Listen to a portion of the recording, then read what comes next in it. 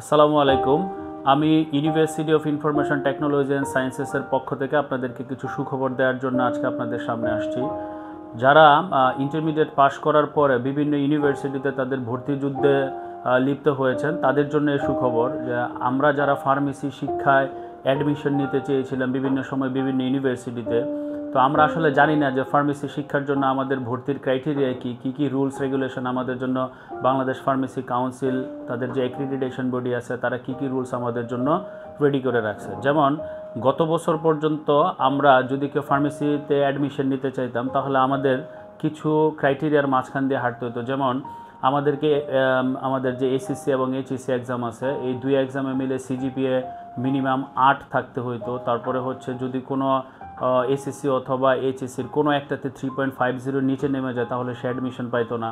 তারপরে হচ্ছে আমরা ফিজিক্স এবং কেমিস্ট্রি এবং বায়োলজিতে যেখানে আমাদেরকে মিনিমাম এ গ্রেড থাকতে বলা হয়েছে ইন বোথ এক্সাম, যেমন এসএসসি এবং এইচএসসিতে। তারপরে ভর্তি পাশ করার পরে আমাদেরকে মিনিমাম 2 বছরের মধ্যে অ্যাডমিশন নিতে হতো। যদি 2 বছরের পরে আমরা অ্যাডমিশন নিতে চাই তাহলে অ্যাডমিশন পাইতাম না। সো এই বিষয়গুলো আলহামদুলিল্লাহ আমাদের যে ফার্মেসি কাউন্সিলের অভিজ্ঞ সচিব মহোদয় আছেন আমাদের সকলেরই প্রিয়, ওই সচিব স্যার আমাদের জন্য কিছু ক্রাইটেরিয়া স্টুডেন্টদের ফিউচারের কথা চিন্তা করে কিছু ক্রাইটেরিয়া শিথিল করেছে। যেমন এখন আমরা যদি কেউ ফার্মেসি শিক্ষা অ্যাডমিশন নিতে চাই তাহলে প্রথম যেটা আমাদের জন্য বাধা ছিল সেটা হলো দেখা গেছে যে অনেক স্টুডেন্ট AA+ পেয়েও ফার্মেসিতে ভর্তি হতে পারে নাই।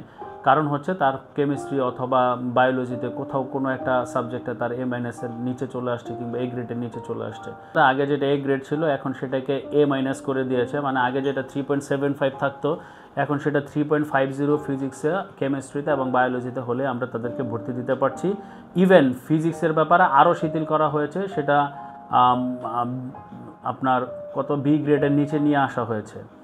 এখন যেটা হচ্ছে যে আরেকটা ইম্পর্ট্যান্ট ফ্যাক্ট ছিল সেটা হচ্ছে যে 2025 সালে আমাদের নতুন যে ভর্তি ক্রাইটেরিয়া দেওয়া হয়েছে সেই ক্রাইটেরিয়ায় কোনো স্টুডেন্ট ইন্টারমিডিয়েট পরীক্ষা দেওয়ার পরে তার রেজাল্ট পাস হওয়ার পর থেকে 3 বছরের মধ্যে সে যদি ফার্মেসি শিক্ষায় অ্যাডমিশন নিতে চায় তাহলে সে নিতে পারবে।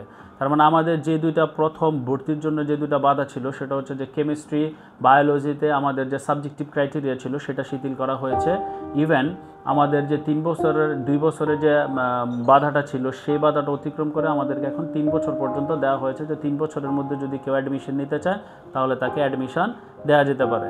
এজন্য আমি সকলকে অনুরোধ করব যারা ফার্মেসিতে অ্যাডমিশন নিতে চান তারা কোন ইউনিভার্সিটি আপনার জন্য ভালো হবে, কোন ইউনিভার্সিটিতে আপনার জন্য এডুকেশনটা ভালো হবে, কাদের পার্মানেন্ট ক্যাম্পাস আছে, কাদের ক্যাম্পাস কীরকম, কাদের ফ্যাকাল্টি কীরকম, কোথায় কীরকম রিসার্চ হয়, এই জিনিসগুলো আপনারা একটু জান। কোয়ালিফিকেশন ফ্রেমওয়ার্কের রুলস রেগুলেশনস ফলো করে আমরা আমাদের এখানে IQAC আছে, ইনস্টিটিউশনাল কোয়ালিটি অ্যাসুরেন্স সেল নামে পরিচিত হয়, আমরা আমাদের পক্ষ থেকে সর্বোচ্চ পরিমাণ ফ্যাসিলিটিস এনশিওর করার চেষ্টা করছি।